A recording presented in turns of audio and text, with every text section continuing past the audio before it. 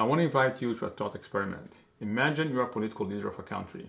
Last night you went to bed, and this morning you wake up and you happen to have within the territory of a country enough nuclear bombs to make you the third largest nuclear capacity on the planet.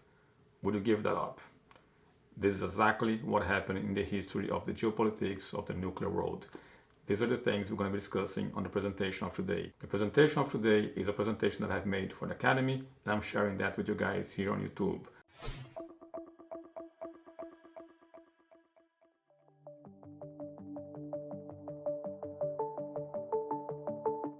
Hi, my name is Boof.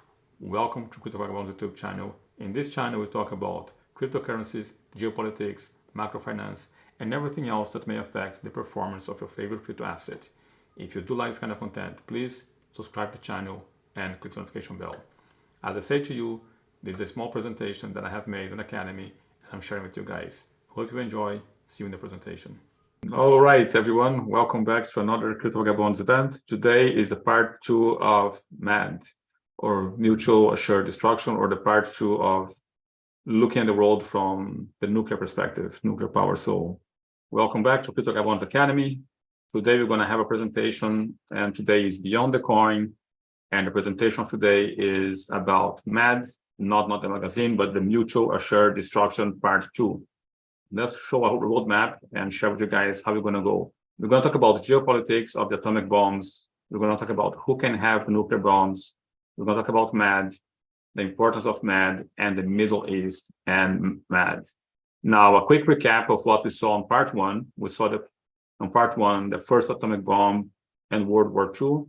We also saw what could have been a reason for Pearl Harbor, which was the economic sanctions imposed on the US.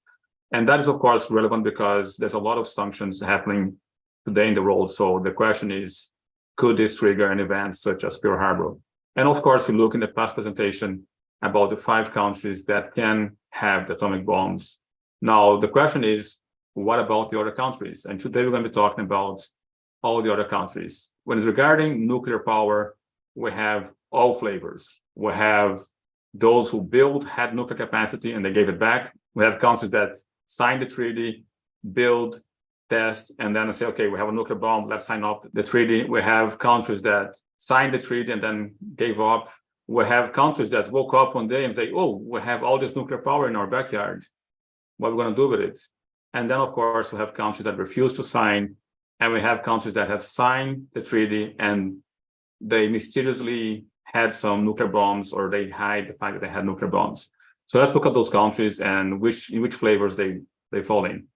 Now, before we go there, let me open little brackets here. One thing I want to let you know, which is happening as we speak, is Russia and the US, they are out of the nuclear treaty where they promised not to expand their nuclear power, and also they allow each other to check one another what capacity each country has. So the treaty for peace in terms of nuclear, Russia and US are out of that treaty. So with this, we close the brackets and we continue moving on. The UN, of course, is behind all this. So all countries have signed the deal.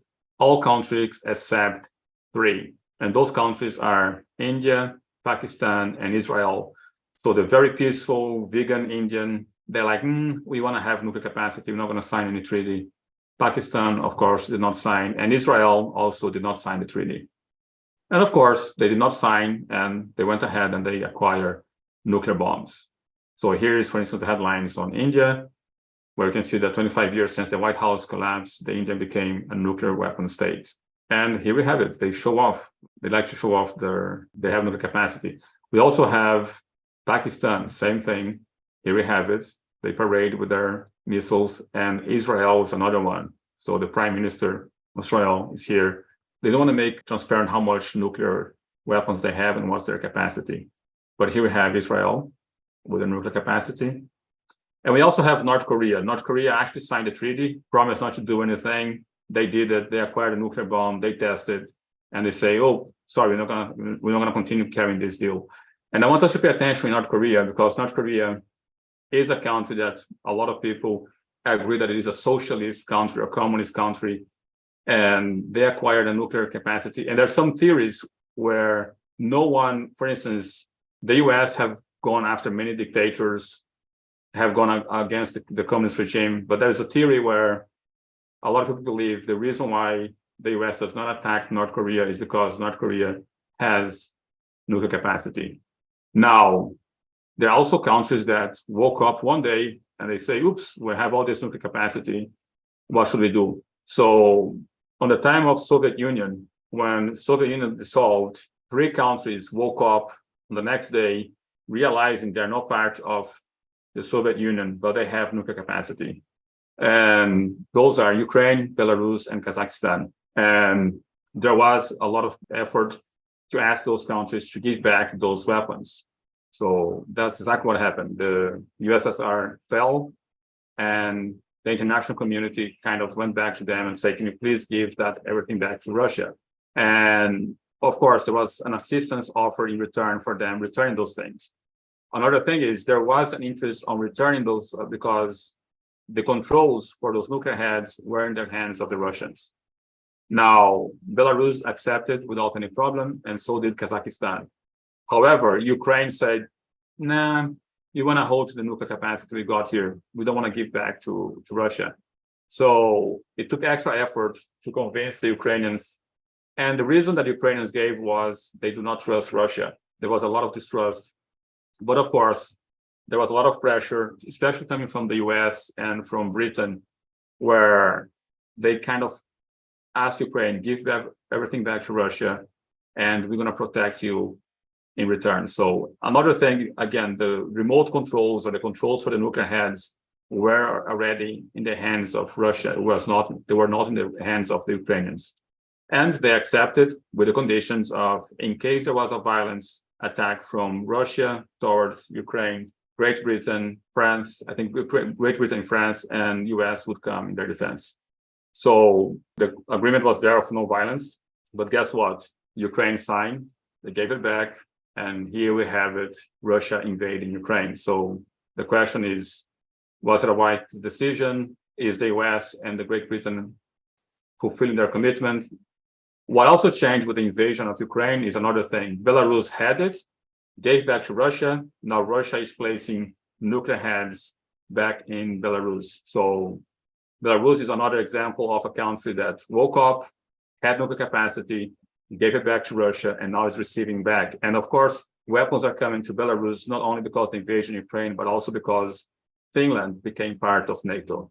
A country that built a bomb, had the bomb, and saying, it's better not to have it, that is South Africa. The South African country developed their own weapon. They had nuclear power and they had nuclear bombs, and decided to give it up altogether. The ability to have nuclear power and the ability to have a nuclear bomb, they'll give it all up.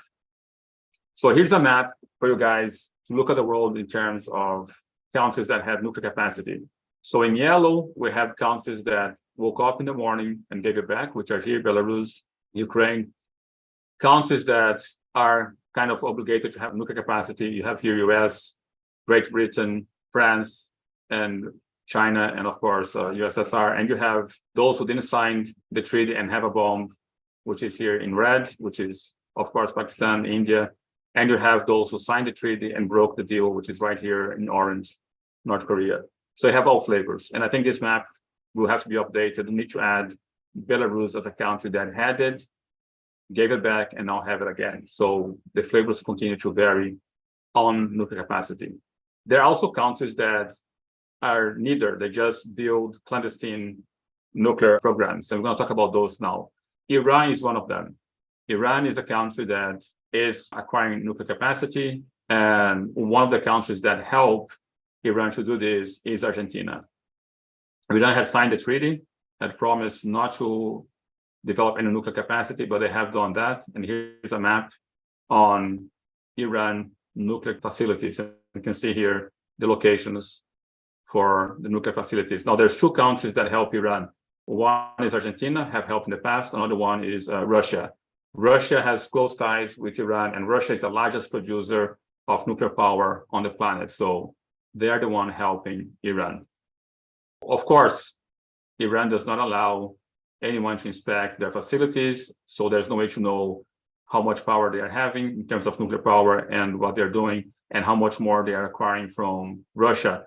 Because once the West sanction a country, what the West does is close its own doors. There's no way for anyone to know what is the actual help that Iran is getting from Russia, because now Russia is a sanctioned country. Therefore, they're going to transact under the table or behind the curtains. But the world has fear of Iran building an atomic bomb, and because the conflict between Iran and Israel. So Israel is a country that decided not to sign, but there's a lot of tension between Israel and Iran. And another fear of the atomic bomb comes to the effects of MAD, which is mutually assured destruction, which we're going to be talking a bit ahead. So the more atomic bombs a country have, or the more countries have an atomic bomb, the more unstable the world will be, especially if those countries are not abiding by the rules of the West, or not reliable countries in terms of abiding to certain principles of conflict.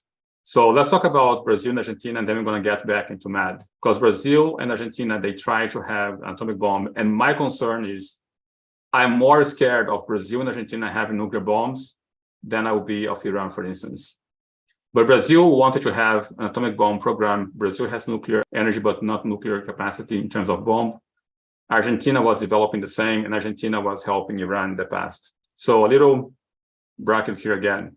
My fear between Brazil and Argentina having the nuclear capacity in terms of military bombs or atomic bombs is the fact that we have already a socialist country with nuclear capacity, and no one can invade or counterattack or help the people in those countries.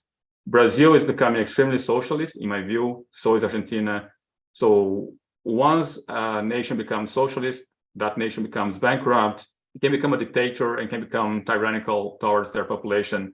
And there's no chance of another country helping because they have nuclear capacity. So that's why I have very serious concern about Argentina, especially Brazil and Argentina having nuclear capacity. The same thing would be for Venezuela. But as a Brazilian, I'm talking about Brazil. So in here, I close the brackets with you guys. But eventually, Brazil and Argentina, they sign and they agreed not to become nuclear capacity. So that was a very successful case of denuclearization of a nation, of two nations. But while they were in that process, of course, there was a race of the two countries into acquiring nuclear bombs. So they went to a race, became rivals. They also started to create mechanism into how to verify what is one doing, what is the capacity of another, and then they signed the treaty and decide not to develop a bomb.